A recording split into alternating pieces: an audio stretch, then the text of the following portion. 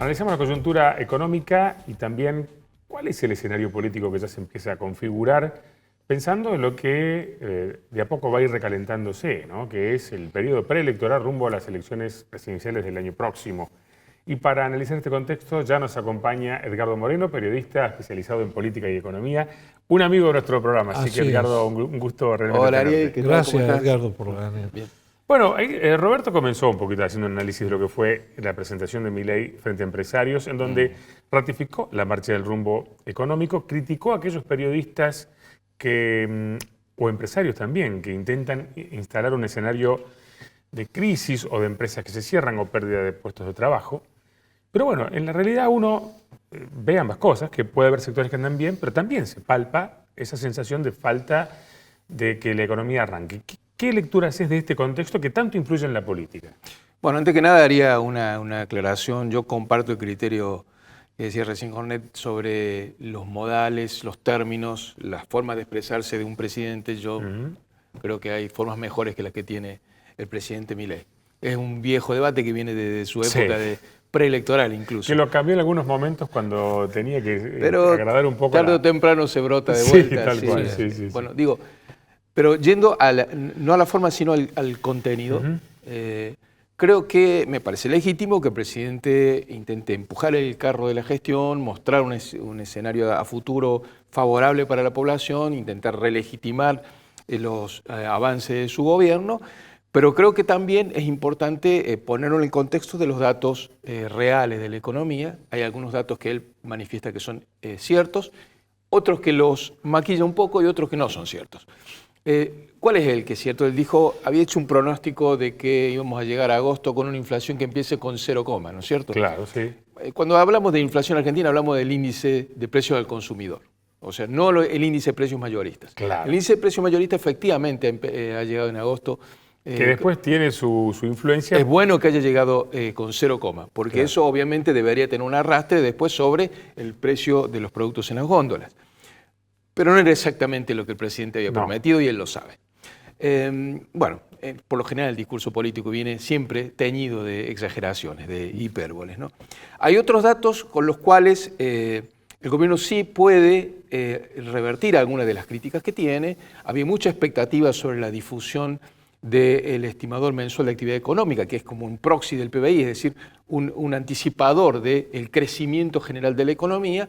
El último número había sido el de mayo, el que dio en junio ha sido mejor, es decir, muy levemente, pero indica que no está la economía en una situación de recesión, como técnicamente se suele decir, 3 trimestres seguidos, digamos, de estancamiento o de caída, de contracción de la actividad económica.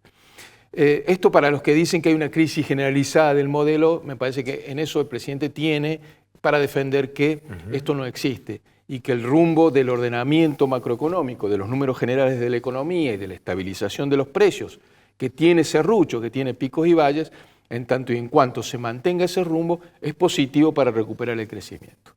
También es cierto que esos indicadores de la actividad económica son dispares. Hay sectores que vuelan, por decirlo de alguna manera, el de la energía, hidrocarburos, vaca muerta, el litio, la minería, el agro, y hay otros que están marcando números en la negativa, es decir, la industria, la construcción, el comercio y los servicios. ¿Y qué implica esto? Que justamente son las actividades de la economía que se focalizan o están focalizadas en los grandes conglomerados urbanos. El conurbano bonaerense, el Córdoba y el Gran Córdoba, Rosario y el Gran Rosario, es decir, donde hay una densidad demográfica de gente que luego, con esa realidad económica, es con la cual vota. Claro. Entonces, ¿cuál sería mi mirada en esto? Creo que siempre me gusta mencionar un politólogo, al presidente no le gustan tampoco los politólogos, pero Sebastián Mazuca, que dice que nosotros estamos como aprisionados en 2 terraplanismos, ¿no? Un terraplanismo económico y un terraplanismo político. ¿Cuál es el terraplanismo económico? Cuando uno le pregunta a los que aparecen en la oposición, a Kicillof, a Massa, a Máximo Kirchner, a gobernadores como Quintela de La Rioja o Infran de Formosa, ok, ¿qué harían? Lo único que tienen como propuesta es lo mismo que ya hicieron, que es lo que nos trajo hasta aquí. Claro. Entonces eso es terraplanismo económico, es negar la realidad. Es decir, que haciendo esas mismas cosas estaríamos mejor. Cuando ya comprobamos hacia dónde nos llevó esa metodología o ese rumbo económico. Es decir, que saldríamos con los chachos, por ejemplo. Claro, es decir, o las soluciones mágicas como, justamente, a propósito de los chachos, Quintera sale ahora a decir que ante el problema del endeudamiento de la familia, bueno, va a subsidiar a los que tomaron créditos y quedaron en situación de mora o impagable ante las entidades bancarias o la fintech. ¿Y eso de dónde viene? Y eso viene obviamente de impuestos, eso viene del fisco. Sí, sí. O sea, está emitiendo moneda espuria porque no tiene recursos para pagar ni siquiera a los empleados de la administración pública y promete más subsidios. Claro. Entonces, por eso es terraplanismo económico. Eso es decir, volvamos a tener un proceso inflacionario como aquel que desembocó en el triunfo de Milei. Claro.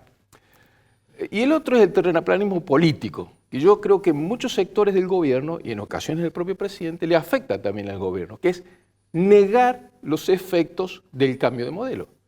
Todo cambio de modelo económico tiene ganadores y perdedores. Es decir, toda reforma estructural siempre tiene gente que sale más beneficiada y otra que sale menos beneficiada.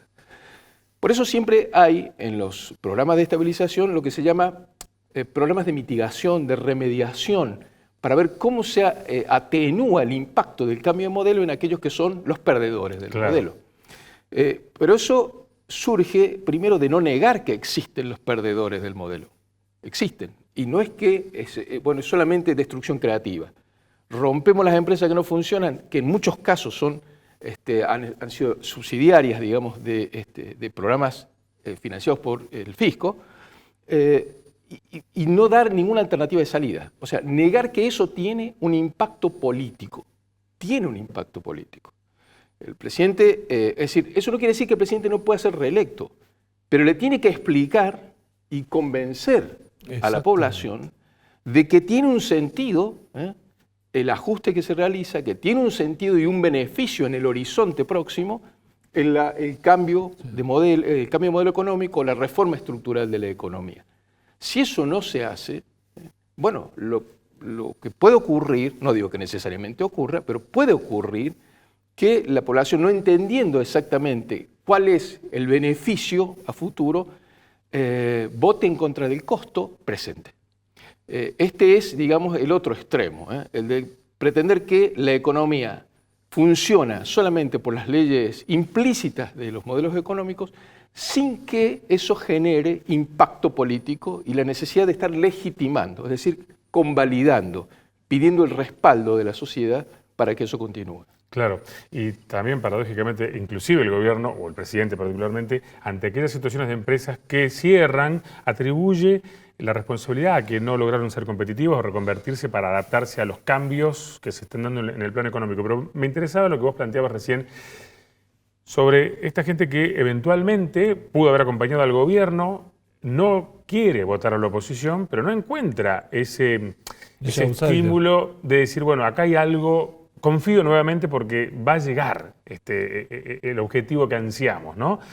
Y eso abre las puertas para cuando uno siempre piensa, bueno, ¿y de dónde podría venir una alternativa? Porque hoy el gobierno, como decía Roberto, no tiene en la oposición a alguien fuerte, distinto, diferente.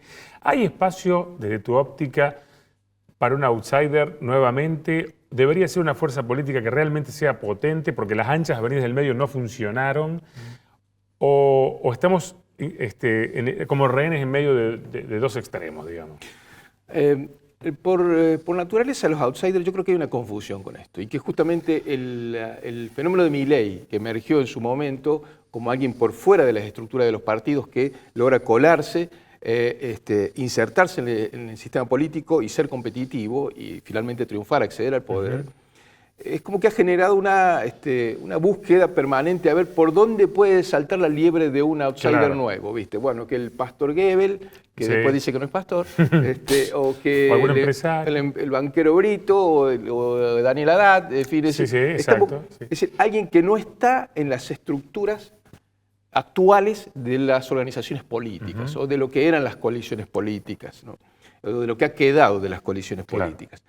A mí me parece que la figura del outsider es antes que nada un espacio de opinión vacío que luego encuentra una referencia. Y yo no tengo en claro todavía cuál sería ese espacio de opinión vacío. Veo sí una retracción desde hace mucho tiempo una retracción del electorado, que no, cuando vos le preguntás las encuestas, las que uno lee, qué es lo que piensa, no está conforme con ninguno, claro. El ningunismo político, por decirlo de alguna forma, eso es una cosa, y otra cosa que eso tenga o se canalice por un determinado referente que venga de afuera, un outsider. Eso todavía no lo veo.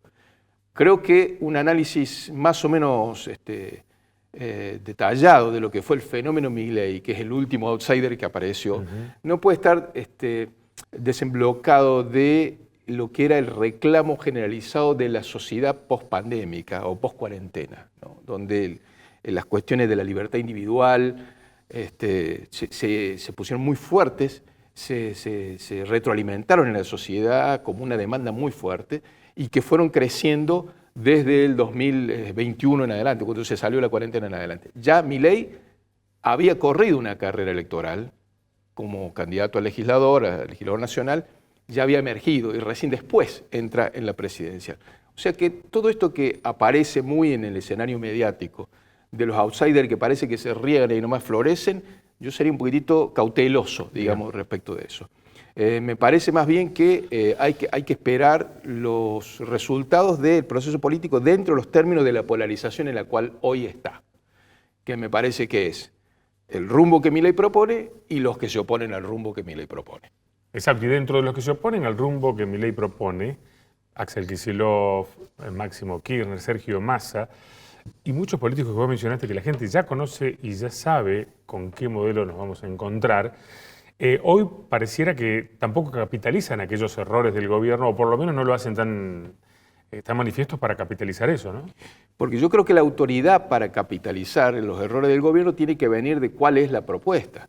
Claro. Ahora, si la propuesta que surge, por ejemplo, en el caso del peronismo, es el regreso al modelo anterior, y bueno, eso no es una propuesta. Claro. Es decir, vos fíjate, estamos hablando de este triángulo entre Massa, Máximo Kirchner y Kicillof, que se alcanzaron a juntar recién después del tropiezo que tuvo el gobierno con la ley de tierras en el Senado, aprovechando ese momento. Exacto. Pero dentro de una competencia interna que es tóxica ya, el veto de Cristina Kirchner a Kicillof, la distancia que tienen entre Cristina y Kicillof, que es ostensible. Y además es muy curiosa, porque Kicillof en términos económicos dice lo mismo que dijo e hizo Cristina. Claro. O sea, no hay una diferencia ahí programática, notoria, nítida, ¿no? Por todo lo contrario. Me parece que más bien hay un vacío, acá en el espacio de la oposición hay un vacío de propuestas. Claro. Hay un vacío de propuestas. Eso es terraplanismo económico. Neguemos la realidad económica, neguemos que todo lo que hizo el gobierno de Alberto Fernández nos llevó a donde nos llevó y arranquemos de vuelta. Reseteemos la relación con la gente y arranquemos de vuelta. Eso no es viable. Claro. Como tampoco es viable, me parece, el terraplanismo político. El gobierno que dice, nosotros estamos ordenando la macroeconomía, hay síntomas que son alentadores en ese sentido. Bueno, el viceministro de Economía, Daza, anticipó que van a comprar 10.000 millones del Central de dólares más para aguantar la turbulencia preelectoral. Si quieren tener para el año 2027 20.000 millones de dólares de reserva, que es como el swap que Scott Bessent vino y amagó poner, porque nunca lo puso, decir que estaba ya era suficiente. Para que las elecciones del 2025 terminaran como terminaron. Pero eso tiene que ser explicado a la sociedad. No bastan con los insultos, no basta con los agravios, no sirven para eso, hay que explicárselo, legitimar esa propuesta de la gente, denunciar obviamente las críticas que son malintencionadas o que sesgan la información o que dan información falsa, pero bueno, en algún punto la economía necesita que la política se ordene, proponga y legitime. Claro. 10 segundos, ya nos vamos. Y esto que estamos viendo del aumento del riesgo país y demás, ¿tiene un poco que ver con que por ahí se está leyendo que se vienen ciertas turbulencias? ¿O no? Yo creo que hay muchos factores siempre, el aumento del riesgo país, además hay factores que tienen que ver con la economía global. Pero sí creo que si no cayó nunca por debajo de los 400 puntos, que es un nivel alto para la región, pues es porque todavía hay desconfianzas políticas. Y las desconfianzas políticas no son solamente el riesgo Cuca. Hay riesgo Cuca, dicho esto en los términos de quienes lo ponen, a mí no me gusta esa expresión. Claro. Es decir, hay un riesgo de quienes quieren volver al modelo anterior, pero también hay un riesgo de quienes quieren sostener este modelo sin legitimarlo suficientemente con la gente. Excelente, Edgardo, como siempre. Gracias, muy claro, Muy docente. Muy docente, sí señor. Gracias, un placer. Gracias a usted. Y Roberto, nosotros nos vemos la próxima semana, Gracias. esperándolos a ustedes en este espacio en el que somos todos periodistas. Gracias, hasta la próxima.